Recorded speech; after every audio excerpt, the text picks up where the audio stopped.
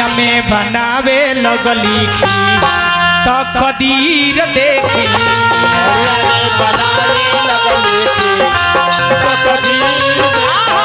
हड़िया में बनावे लगली खीर तो कदीर देखी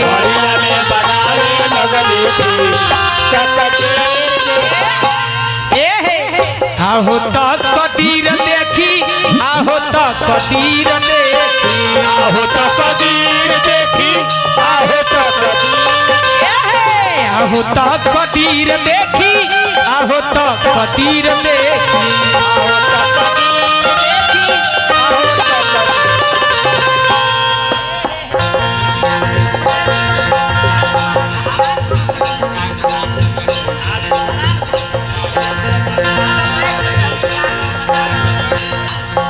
हमरा परम आदरणीय हमरा बड़ भाई संजीत सिंह जी के माध्यम से जेकरा माध्यम से दरवाजा पर हमनी के दोबारा आइल बनी सन आज से 4-5 वर्ष पहले आय 10 वर्ष ले ओ इया जी के अंतिम क्रिया में हमनी के आई रहनी सन। आज हमनी के फिर संजीत भैया के माध्यम से यह माता जी के श्राद्ध संस्कार में हमने कहनी सब श्रद्धा के जयकार बा शुभकामना खातिर मालिक से प्रार्थना कि प्यार दुलारा सही बन रहो। ए महाराज नित दिन सेवा करस एक कगरी खीर बना के एक कगरी खिचड़ी बना के सास ससुर के देश खिचड़िया निमक वाला ओकरा बाद देखी भइल का भइल धीरे धीरे या गइल उहोरे समैया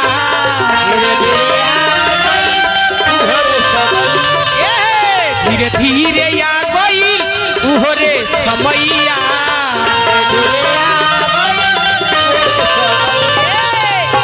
देखी नु महाराज अगर चोर रोज चोरी करता एक दिन ओकर समय जहिया पूरा हो जाई एक दिन ओकरा धरा जाए के बाद बिलाई रौरा घर में आकर रोज नदिया जुठिया देतिया एक ना एक दिन जरूर घर में पकड़ाइए जाए। कुकुर कितनो परिकल बा घर में आके आटा के बोरा में मुंह लगा देता जहिया ओकर संजोग बाउर हो जाए तहिया उधार आइए जाए तो ये चौली के मार खाई जहिया ओकर संजोग बाउर हो तहिया उधार आ जाए पिटा जाए। तो देखी समय जब पूरा भइल तक भइल धीरे धीरे आ गइल उहोरे समैया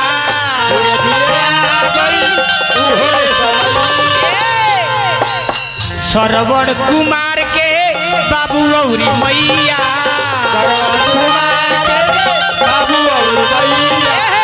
श्रवण कुमार के बाबू औरी मैया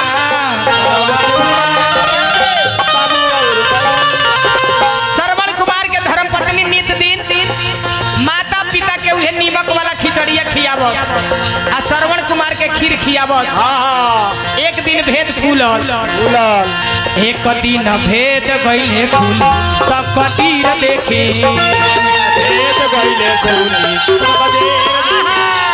एक दिन भेद गइले खुल त कदीर देखे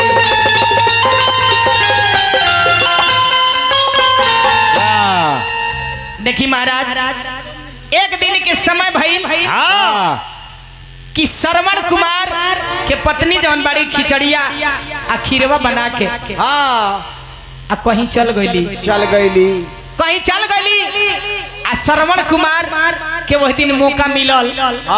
श्रवण कुमार की आदत रहे कि पहले माता पिता के खाना खिया के आ ओकरा बाद अपने खाना खा। तो श्रवण कुमार का कइले कि जवना कगरिया खीरवा रहे वही कगरिया से खीरवा काट के आ माता पिता चंद्रकला उद्यवान ऋषि अंधा अंधी के ले जाके परोस रहले कि माता पिता है भोजन करी सब है माई बाबूजी भोजन जब करे लागल लो भोजन जब कर लो तो कह लो कि अरे हमारे बेटा अरे हमार लाल अरे हमारे श्रवण कुमार भोजन करत में भोजन कैला के बाद आंख से आंसू आ गए सरकार। कहलो कि बेटा आज तू हमनी के जन्म देहला के पोसला पालला के नीक तू दे दहला श्रवण कुमार। श्रवण कुमार चिंतित हो गए कि आखिर हमार माता पिता ऐसा बात काहे कहता लो रोवत काहे बालो। माता पिता कहलो कि बबुआ आज तू खाना हमनी के जौन खिया दले बड़ो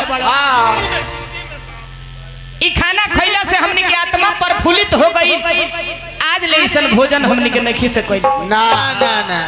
श्रवण कुमार चिंतित हो गए कहले कि माता पिता रौरा लोग के मरे वाला समय हो गइल बा। ये बुढ़ारी अवस्था में झूठ काहे बोलत तनी लो। आज ले रौरा लोग ऐसा खाने नहीं खैले। श्रवण कुमार के माता पिता अंधा अंधी कहल कि ना बेटा हमनी के रोज नीमक वाला खिचड़ी मिलेला उहे खिचड़ी हमनी के खाइले सब। आज तू भोजन हमनी के करौले बड़ा ई भोजन हमनी के आज नहीं खी सको ना। श्रवण कुमार कहले कि ना झूठ मत बोली लो। अंधा अंधी श्रवण कुमार के माता पिता कहलो कि बेटा आखिर हमनी के झूठ के करा खातिर बोले सब। तू ही एगो हमार लाल बाड़ो तारा खातिर हमने के झूठ बोल के करा खातिर आखिर हमने के झूठ बोले बाबा। श्रवण कुमार के विश्वास ना भइले सरकार। विश्वास ना भइल गइले जाके हड़िया में देखले। हड़िया में जब देखले तो देखत रहे कि दू गो पेट वाला हड़िया बा। एक बगल में खिचड़ी बा एक बगल में खीर बा। श्रवण कुमार मन में विचार करे लगले सोचे लगले कि हमारा औरत ई जौन बिया ई जौन हमारा औरत बिया हमारा बुझाता कि हमारा माई बाबूजी के मुआवे के फेर में लागल। मन में विचार कैले अपना धर्म पत्नी के त्याग कैले श्रवण कुमार आ त्याग क के आ देखी घर से निकलत तरे कैसे अरे काचे काचे अरे बासावा के अरे बहंगी बनवले बबुआ श्रवण। अरे काचे काचे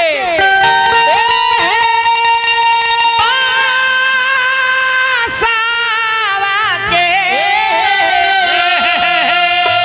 अरे बहंगी बनवले बबुआ श्रवण।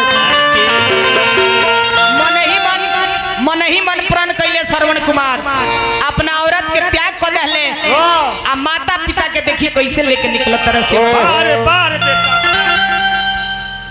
कि बाबूजी के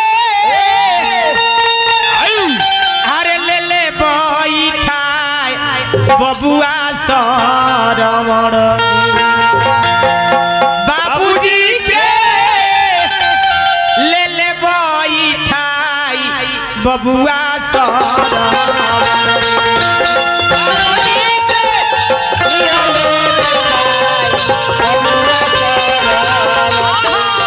बाबूजी के लिहले बैठाय बबुआ श्रवण।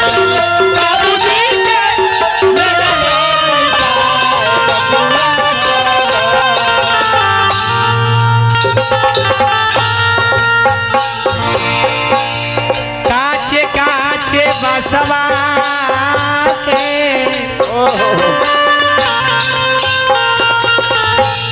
बसवा बसवा के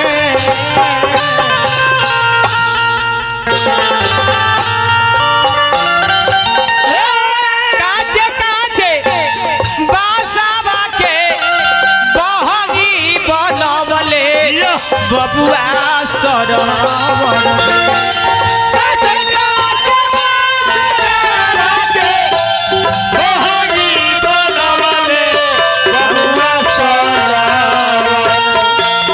बाबूजी के लिहले बैठाय बबुआ श्रवण।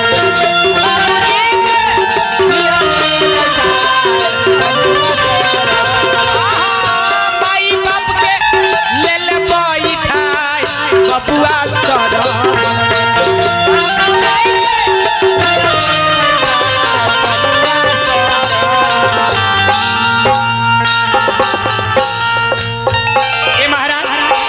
ये श्रवण कुमार अपना माता पिता के बांस के बहनी बना के